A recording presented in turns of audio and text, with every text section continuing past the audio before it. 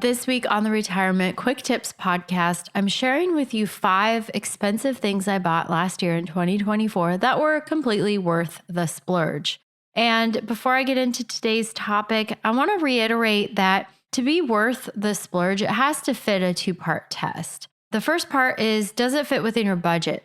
If you're going to have to put it on a credit card or you're going to spend way more money because it's going to cost you interest on top of what you have, if it's going to drain your bank account and leave you with nothing else for emergencies, like that does not fit within your budget. So the first important test is, does it fit within your budget? The second important test is, does it align with your values? You have to know what your values are when it comes to lifestyle, spending money versus saving money, etc. This purchase is the one thing that I maybe felt the most guilt about, simply because I told myself, I promised myself that I would never buy this, but I did it anyway. And that was a first class plane ticket. I've never flown first class in my life. I think it's silly. I don't judge anybody who chooses to do that. Again, if it fits within your budget, you have to ask yourself, why do I want to fly first class? If you're going on a really long flight, it's like a 10-hour flight, 14-hour flight, whatever it is, that's way more comfortable in first class. I would much rather be in first class than sitting back in steerage with the rest of the cattle. I flew from LA to Tel Aviv, Israel in 2019. I was pregnant at the time. It was like a 14-hour flight, I think. Miserable. I hated it. It was so bad. Everything hurt. I can't sleep on airplanes, certainly not in coach. It was made so much worse because I was pregnant. And then earlier this summer when I went to Denver, which is only maybe like a 3-hour plane trip from Portland. I flew to Denver and then I flew back in the evening. And that was a really weird experience. I was super tired. I was really uncomfortable. My back hurt. I felt like I was like drunk, but I wasn't drunk. I was so tired that I was like trying to find a comfortable position and I was just miserable the whole time. And I remember thinking, between that and Tel Aviv and some other evening plane rides, if I have an evening flight, I don't like it. It's really difficult to be sleepy and tired and a long day. And then on top of it, you can't really relax. At least I have a hard time doing that.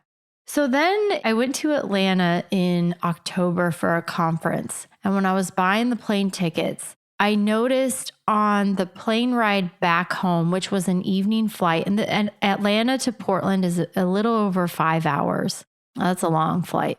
That's like going to Hawaii from Portland. I knew it was going to be, a long day of travel. I wouldn't get back until like maybe 10 at night. And I noticed when I was looking at the difference in price from the first class to the coach ticket, it wasn't very much. It was maybe like $150. Normally, I just glance at the first class price and go, no, like that's ridiculous because it's way more expensive. A lot of times it's like double or triple whatever the fare is for coach. And so that's the reason why I pretty much never buy a first class plane ticket. Even if I can afford it, even if it's within my budget, I'm not going to pay double to sit just in a nicer, bigger seat.